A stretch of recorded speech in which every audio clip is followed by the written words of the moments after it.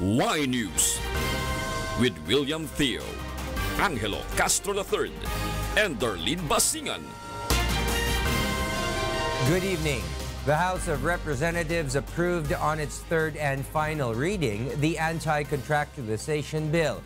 The Employers Confederation of the Philippines, on the other hand, says enacting the bill might prompt them to implement retrenchment of employees. Ray Pelayo will tell us why. Contractualization will be prohibited if the security of tenure bill will be passed into law. The bill has already passed the third and final reading and is just awaiting its Senate version. Bayan Party List Representative Tom Villarin says this will benefit around 2 million Filipinos who are now employed under the contractualization scheme.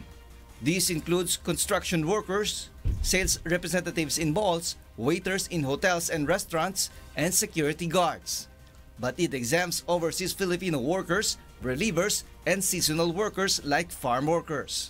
After 6 months ka na nagtrabaho, even if paputol-putol yung trabaho mo, basta lang pa 6 months ay automatic kang maging regular. No? Ronnie is one of those who want to be a regular employee. Palipat-lipat kasi po. Paiba-iba naman ang aming amo. Kaya nahirapan din kami mga kontraktual.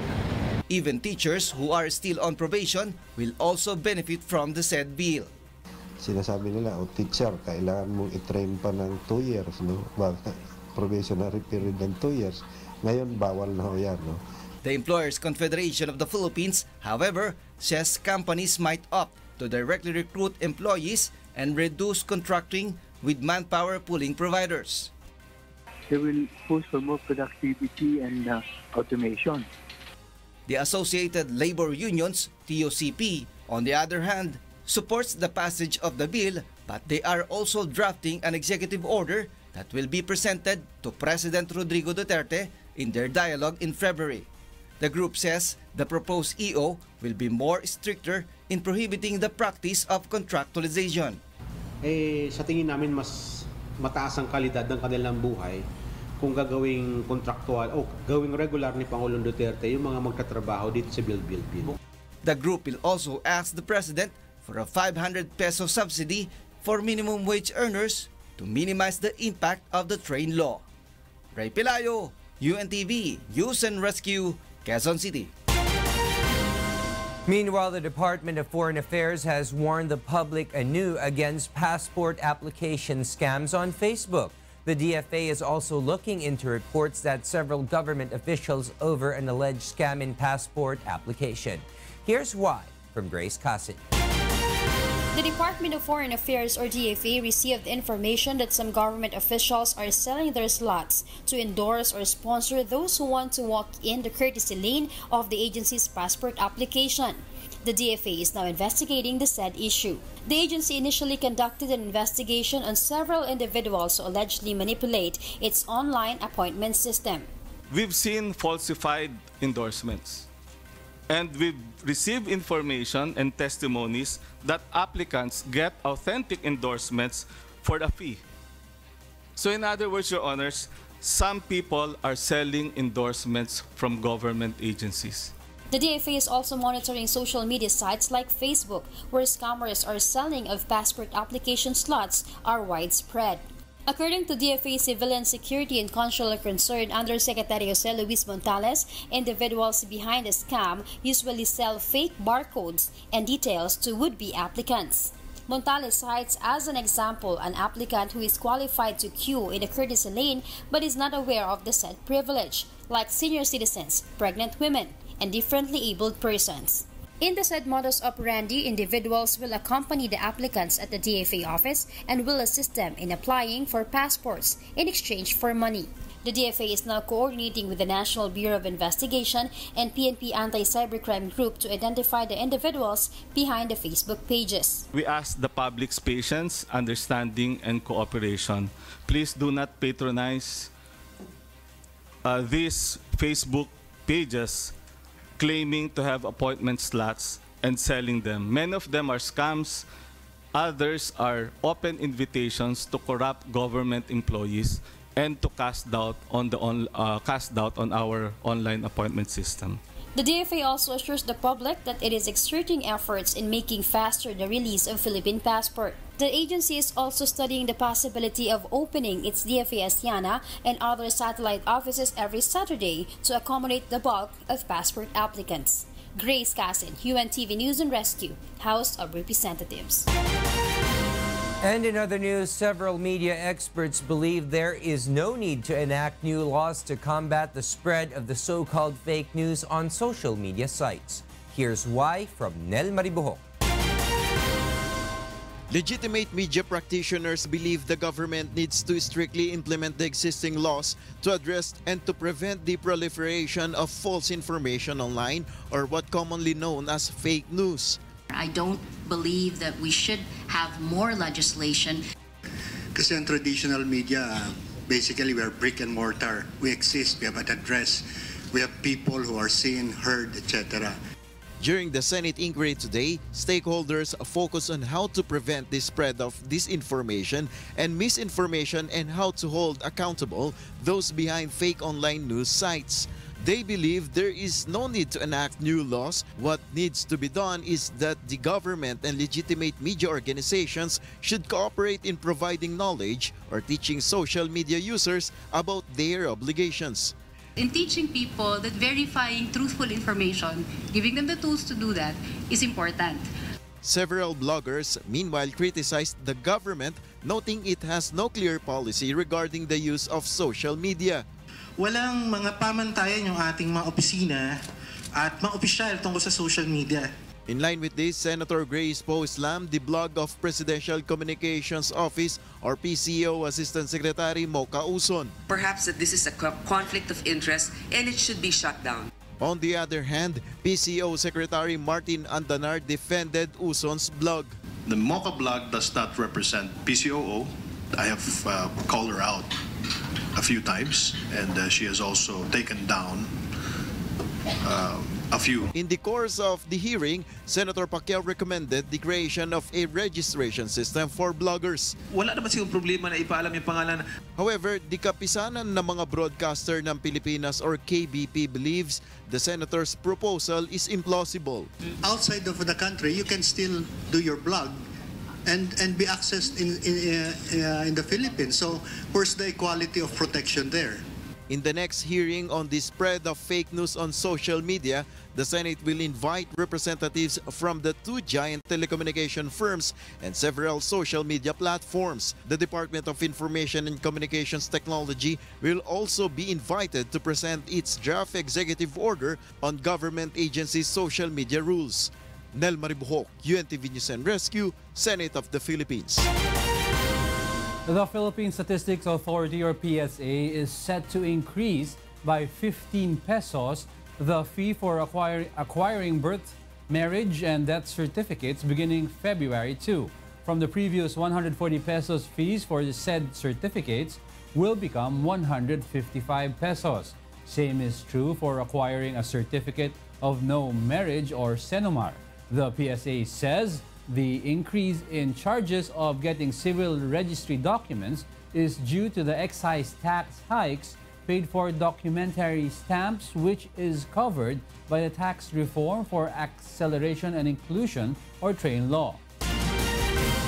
Former Bureau of Customs Commissioner Nicanor is now transferred to a regular detention cell in Pasay City Jail. With this development, Faldon's camp appeals before the Supreme Court to issue a provisional release order for the newly appointed office of Civil Defense Deputy Administrator. Nel Maribuhok will tell us why. After almost 5 months of detention in the Senate, former Bureau of Customs Commissioner Nicanor Faldon is now at the Pasay City Jail. This after the Senate Blue Ribbon Committee led by Senator Richard Gordon signed a commitment order against the former BOC chief. Senate President has signed na siya idadalhin sa Pasay.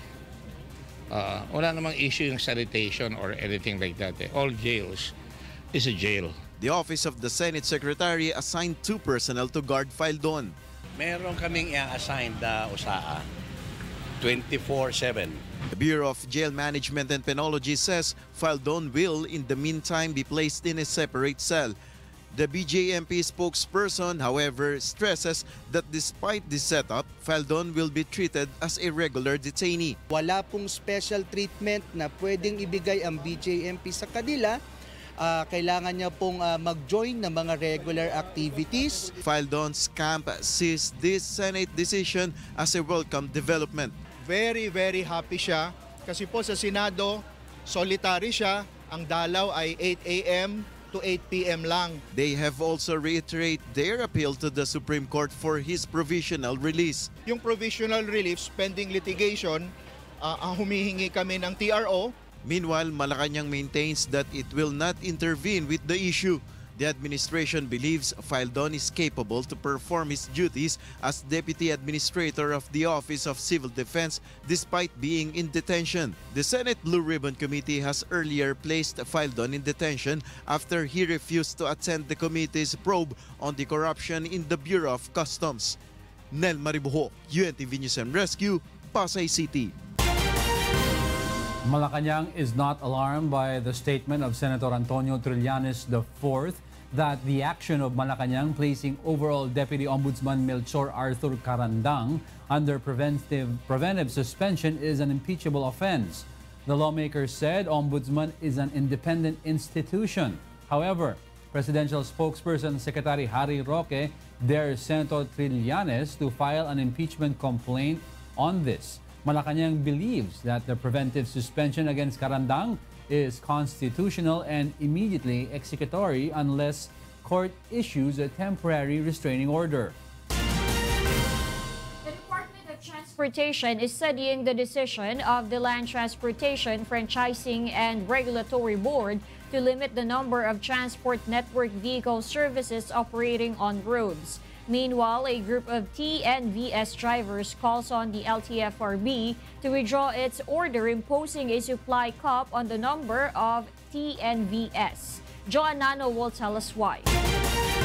The new regulation of the Land Transportation Franchising and Regulatory Board, or LTFRB, continues to draw criticisms. The regulation seeks to limit the number of Transport Network Vehicle Service, or TNVS, the LTFRB will allow to operate on roads. Based on the Memorandum Circular 2018-003, the agency will limit the number of TNVS in Metro Manila to 45,000, 500 in Cebu, and 200 units in Pampanga. The new order takes effect on the 3rd of February. However, Department of Transportation Secretary Arthur Tugade orders the LTFRB to review the said regulation. Tugade explains the agency should ensure that its implementation is reasonable for the part of both TNVS drivers and commuters. This allays the concern of TNVS drivers who might lose their jobs should LTFRB pushes through with the implementation of the said order. They insist they are following the policies of the LTFRB, but they call on the agency to withdraw its plan to impose a cap on the number of operating TNVS on roads. Paano po kung ako po ay hindi mapabilang doon? Paano na po ang aking pamilya at ang aking pong pagdadialysis? I represent the lady drivers kung saan ito lang po yung kinabubuhay nila at umaasa sila at kung saan dito lang po nila nakukuha yung extra. According to Brian Ku, the country head of Grab Philippines, the supply cap may result into higher fare rates and the difficulty of booking rides due to the huge number of TNVS that might be slashed. May hihirapan ang mga pasahero makakuha ng TNVS. Mas madalas po sisipa ang higher fares dahil po dun sa mga surge, even though there's still a surge cap in place. Based on the figures submitted by Uber and Grab to LTFRB, they have 125,000 units operating across the Philippines. Overall, the number of TNVS drivers who might no longer operate would reach more than 79,000. Meanwhile, LTFRB will begin accepting new applications for TNVS on February 5. Joanano, UNTV News and Rescue, Quezon City. The Department of Health began posting health reminders and programs in train coaches of LRT Line 2 alongside the launch of the so-called train wrap. Here's why from Aiko Miguel. The Department of Health launches train wrap in LRT Line 2 that contains postings of health reminders and tips for its passengers. According to Health Secretary Francisco Duque III, the move would help inform LRT's millions of passengers and the public in general about the importance of their health and to not disregard the advice of the agency. This is a very good medium by which we can bring to the consciousness of the riding public and the public in general this important public health campaign of the DOH with the end in view of bringing health closer to our people. Also posted inside and outside of the LRT train coaches is the information about the programs of DOH. Inside the train are the various health tips like the proper washing of hands, covering of nose and mouth when coughing, the benefits of blood donation, and the agency's immunization programs including information on anti-dengue vaccines. According to the DOH, the agency has allotted 4 million pesos for the launching of the said program. With this, 4 LRT Line 2 coaches will have postings of health tips. The DOH Train Wrap is the first ever program of the agency in coordination with the LRTA and pushes for health innovation using technology to reach ordinary Filipinos. This is the first time that we will do this sa Department of Health. Alam po natin, our people these days would like to do so many things but with so little time. And opportunities like waiting for the train to come, looking at people getting out of the train are opportunities wherein the messages, important messages of health can be read, can be understood. And we are taking advantage of this partnership with LRTA. Meanwhile, Director Bello of the Health Promotions and Communication Services says the program is a good way to inform Filipinos who are busy on a daily basis and seem to forget about various health information. Kapag ginawa natin ng lubos-lubos ang lahat ng ating makakaya para isiwalat ang mga impormasyong pangkalusugan, sinasabi ko parati na at least 80%, 50 to 80% we need to prevent the occurrence of diseases or ailments, because as we all know, an ounce of prevention is worth than a pound of cure. The operation of the DOH Wrap train in LRT Line 2 station begins at 4:30 in the morning and ends at 10:30 in the evening. Aiko Miguel, UNTV News and Rescue, Pasig City. Let's take a look at the traffic situation now along some major roads in Metro Manila. On Alabang Zapote Road, there is light to moderate traffic on the lane going to Muntinlupa City and South Luzon Expressway or SLEX. While motorists going to Ayala, Alabang and Las Piñas City are experiencing light flow of vehicles. On Marulas MacArthur Highway, there is a slight delay on the lane going to Malinta, while vehicles are fast moving on the lane going to Monumento. Next on Y News. Classes in several schools in Albay remain suspended due to classroom shortage. Vice President Leni Robredo's camp urges probe on former Senator Bongbong Marcos's claim of questionable ballot images. Y News will be right back.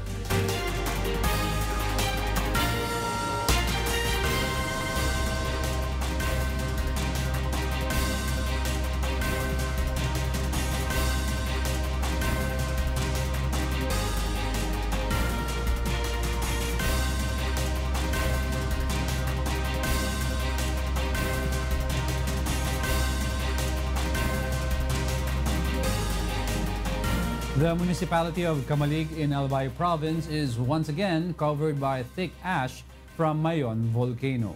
May Bermudez is in Albay to tell us why live. Yes, May, go ahead.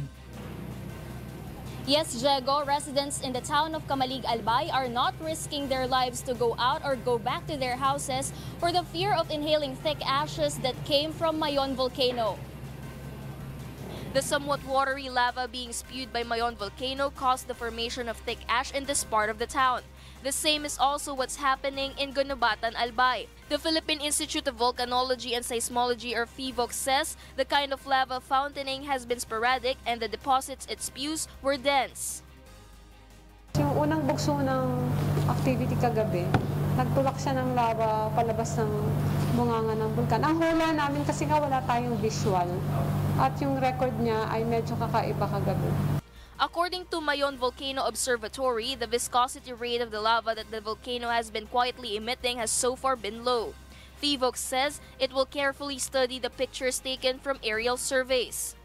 Kung ihahambing po natin sa kanyang nakaraang paugali at sa mga ugali po ng ibang bulkan sa ibang mundo na katulad po ng ganitong activity, yung ganito pong klaseng activity ay dahil po yung magma niya ay nakapag-digas na sufficiently, ngunit hindi sa punto na ito po ay naninigas.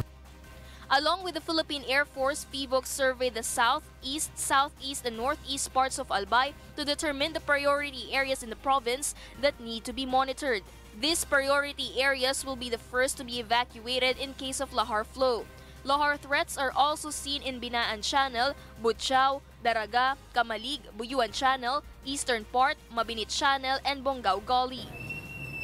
Diego, FIVOC is still closely monitoring these areas in case of torrential rains. Meanwhile, the whole of Albay is still under alert level 4. Back to you. Thank you, Mai Bermudez, reporting live from Albay. Social workers distributed free face masks to evacuees on Tuesday, while residents continue on with their daily works, even as Mount Mayon erupted anew and covered nearby towns with ash. Here's why from Aiko Miguel. Social workers say there are not enough masks for everyone and that those who did not get a mask are advised to use a wet towel as an alternative. Yung asphalt, papasok yun sa loob ng ginhawa mo and then magkaka-affect sa iyong health. Magka-trigger ka ng asthma kasi dati baga po ang mga dust na yan pumapasok nagkakakos ng allergy. Residents were told to wear face masks to avoid inhaling ash and toxic volcanic material. The face masks were donated by an NGO which shipped them from Manila. Meanwhile, it is still business as usual for villages covered in layers of ash, with residents saying they are used to the volcano's eruptions. Some could be seen wearing face masks, going to the market and washing away the dirt. Ang Mayon, ganyan talaga yan. Pero wala naman major eruption na nangyayari na. Kasi singaw na yan Marami na beses na ganyan. Kami mga taga-Kamalig, sanay na kami na ganyan na talaga yung buhay dito pagka ganyan ang Mayon. Ang hirap dahil sarili lang namin na pera ang nilalabas. Tapos ngayon sinira na ng bulkan, wala na. Mabuti yung mga mayaman. Dahil may may kapital sila, kami wala Tapos ng Kalabaw baka mamatay pa doon. Wala na kaming anak buhay. More than 80,000 had fled from villages within an 8-kilometer danger zone around Mount Mayon, and farm animals were also evacuated to temporary pastures. State volcanologists said a major eruption is possible anytime, although the crisis may last for as long as 3 months. Aiko Miguel, UNTV News and Rescue, Philippines. Classes in some towns in Albay won't be resuming anytime soon. Monokson will tell us why. The Albay provincial government has ordered last Sunday the resumption of classes in the affected areas of the provinces. But despite the lifting of classes suspension, some schools could not resume right away.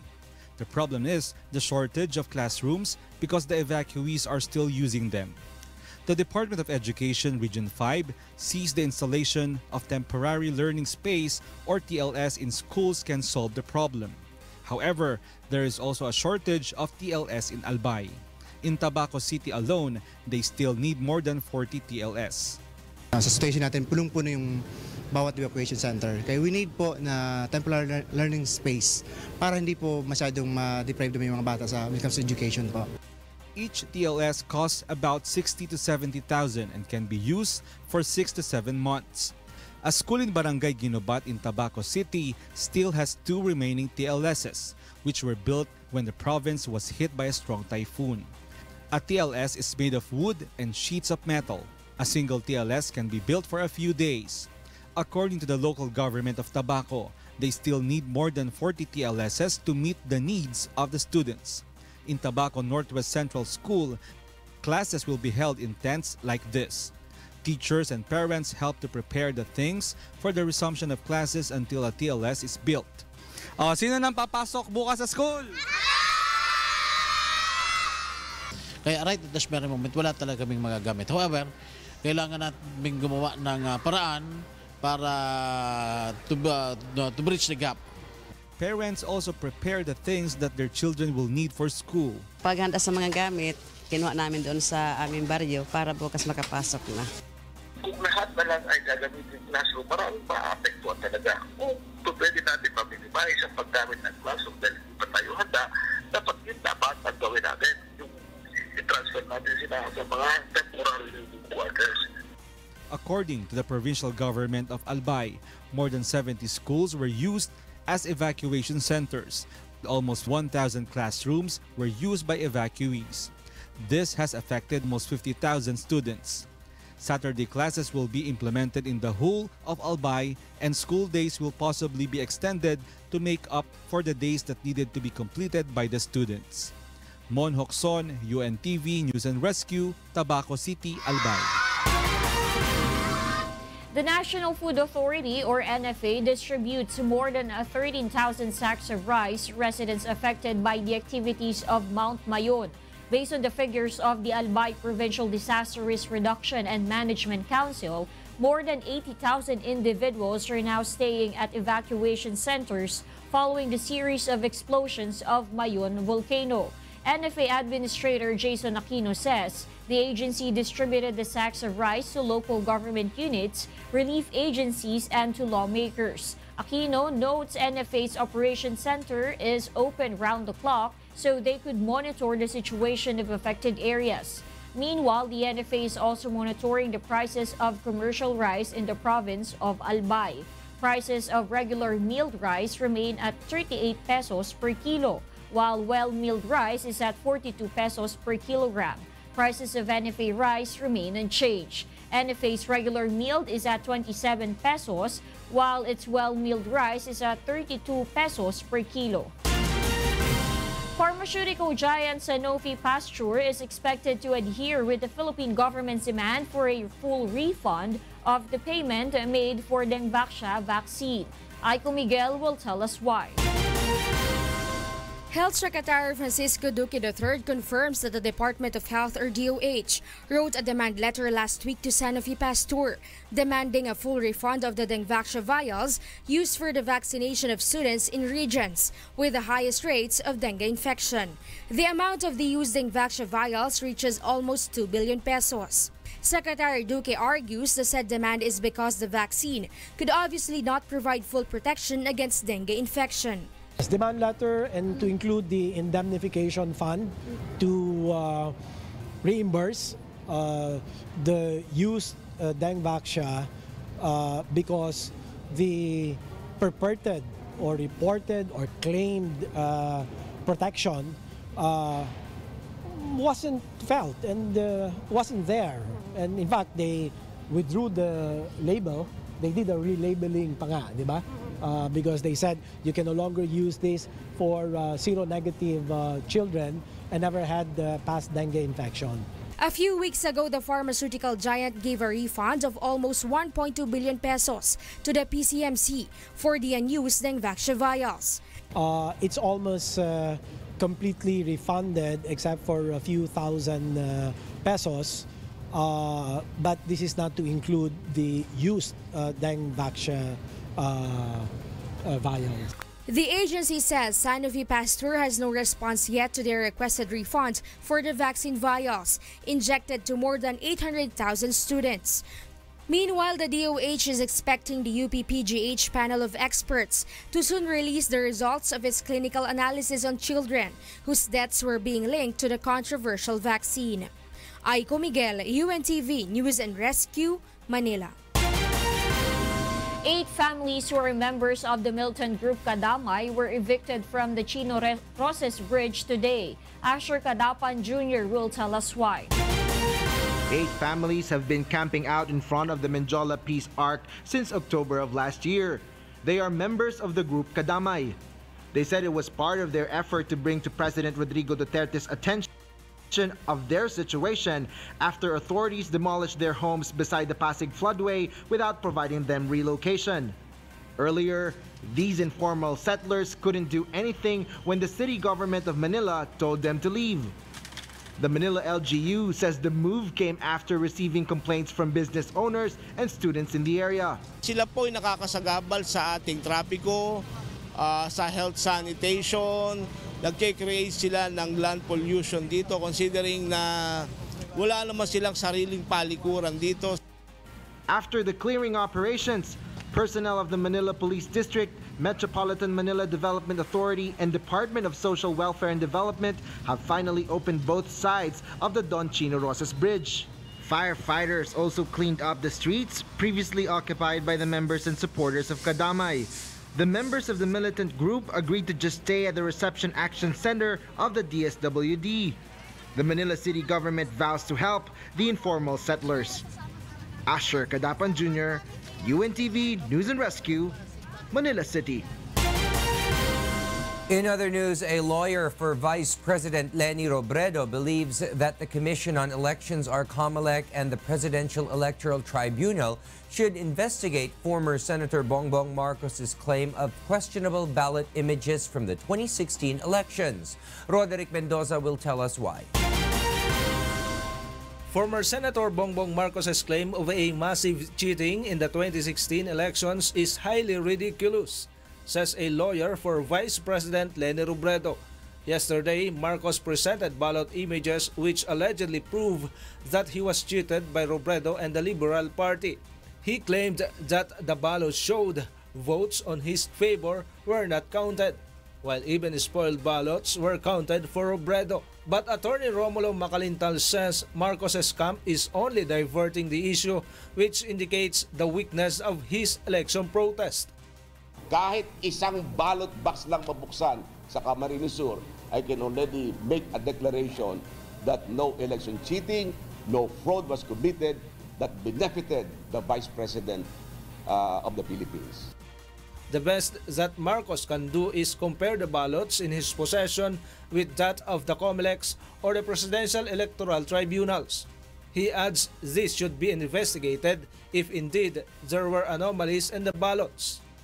Kung talaga mayroong pagbabago, dapat siguro imbestigahan yan. At kung walang pagbabago, ay bahala namang gumawa ng kaukulang parusa ang COMELEC o AMPET laban kay Mr. Marcos o sino mang gumawa ng ganung mga uri ng ballot images.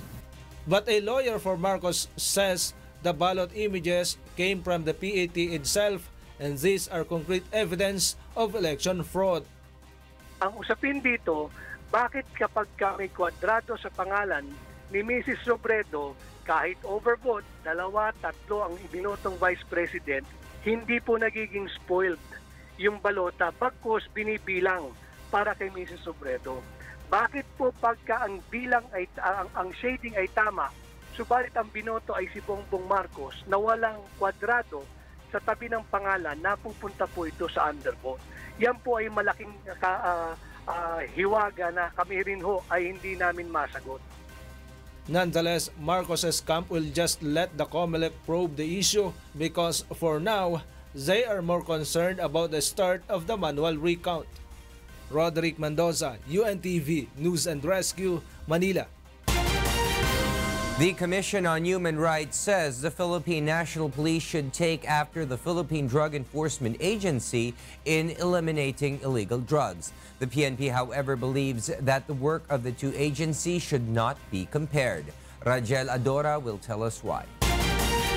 The Commission on Human Rights is in favor of the new form of the Oplan Tokhang. Nevertheless, the Commission says they will continue to monitor the revised Tokhang of the Philippine National Police. According to CHR spokesperson Attorney Jackie De Guia, the Commission is hoping that PNP war on drugs will remain to be in order and peaceful. PNP should also be like Philippine Drug Enforcement Agency in eliminating illegal drugs in the country. Sana nga ay tuloy-tuloy yung naging magandang simula kahapon na maayos yung pagpapatupad ng kampanya laban sa droga.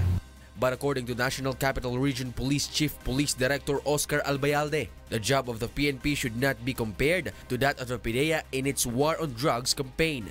Nakikita natin dito sa baba are addict at iba ang pag-iisip, no? At siguro kung ang PDEA ay ma-involve din dun sa mga street pushers, baka hindi rin maging ganun ang maging operations nila. The NCRPO chief stresses that they are not violating human rights and that they punish police personnel who are found guilty in any corruption practices. Yung mga masasamang pulis, karamihan sa kanila, they are now languishing in jail at facing charges. Yung iba nandoon na sa Basilan, nandoon na sa Marawi. So, at least nabawas-bawasan yung ating problema. Rigel Adora, UNTV, News and Rescue, Philippines. A taxi driver's composition enters a Song of Praise or ASOP Year 7 Grand Finals. Leslie Longboan is back to tell us why. The judges of the Song of Praise or ASOP could not almost think of areas for improvement for the January monthly finals winning entry Magpatuloy sa Mabuting Paggawa. Instead, judges only gave positive comments to the song entry's composer, Febs Colibao, a taxi driver from Cavite.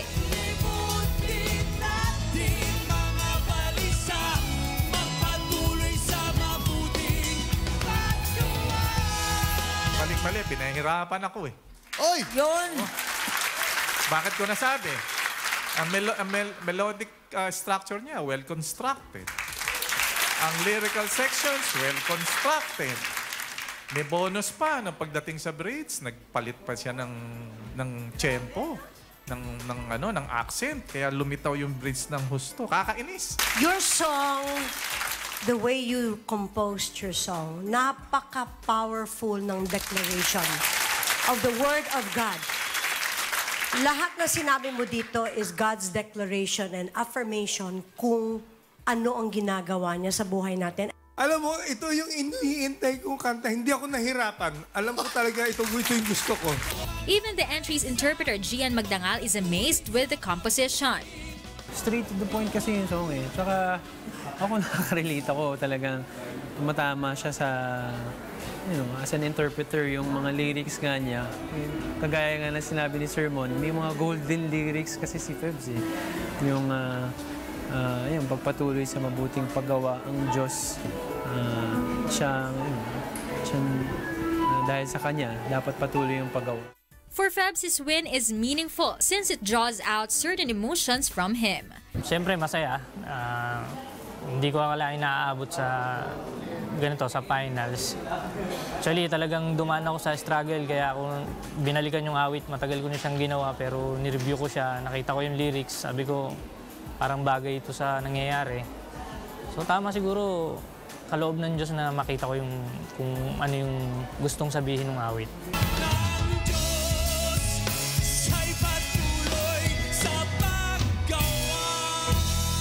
Leslie Longboan, UNTV News and Rescue, Philippines. Coming up on Y News. Beijing reiterates stand that it firmly prohibits hacking as U.S. looks to counter a threat of China spying with 5G network. And world's largest online retailer, Amazon.com, opens its own rainforest in Seattle. More from Y News after this break.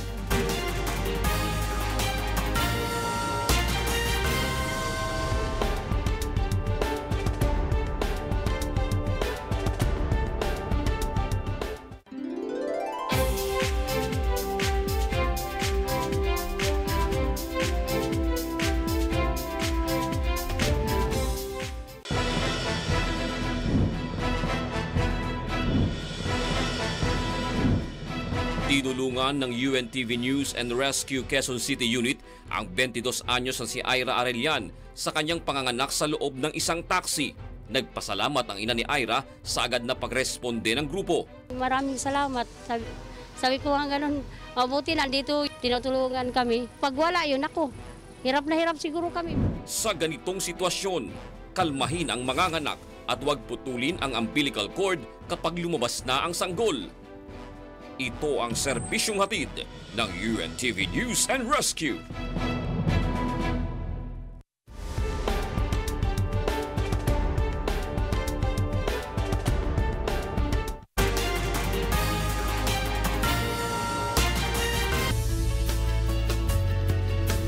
The Department of Health has resorted to using dramatic or hugot lines in campaigning for their various programs. Nina Armilio will tell us why. There is drama everywhere, and even passengers of the LRT Line 2 are not spared of the drama, called the health hugot lines. Along with the health tips seen inside the trains of LRT Line 2, health hugot lines can be seen the moment you stepped inside the train coaches as part of the train wrap campaign of the department. An example of this is this health hugot line: hindi lahat ng sweet nakakakilig, or loosely translated in English, not all sweet stuff can make your heart flutter, reminding the public that too much sweet is not good for the body. Other hugot lines pertain to oral hygiene, HIV/AIDS testing, human emotions, family planning, and even common viruses. Offer your seat, not your virus. Well, lalo sa ganito pang publikong sasakyan, kadalasan yung mga pasahero minsan wala nang baga etiquette pagdating sa kalinisan. So, sa ganitong paraan, maganda advocacy ng DOH kasi parang sa mga kabataan, ganyan. Nagiging aware sila sa pamamagitan ng mga ganitong parang kataga. It is indeed fun to read all this drama in a campaign, and the public loves them, much to the delight of the advertising agency who thought of such theme. With the concept coming from the DOH and our company, in-incorporate nila yung idea doon sa loob, yung konsepto ng mensahe nila. Nina Armilio, UNTV News and Rescue. And the world's largest online retailer, Amazon.com Incorporated, has opened its own. Those are the reasons behind the news, January 30, 2018. I am William Theo. Reasons we deliver to you as they unfold. I am Angelo Castro III. And I'm Darlene Basingan. Because we need to know, we will always ask why. Thank you for watching Y News.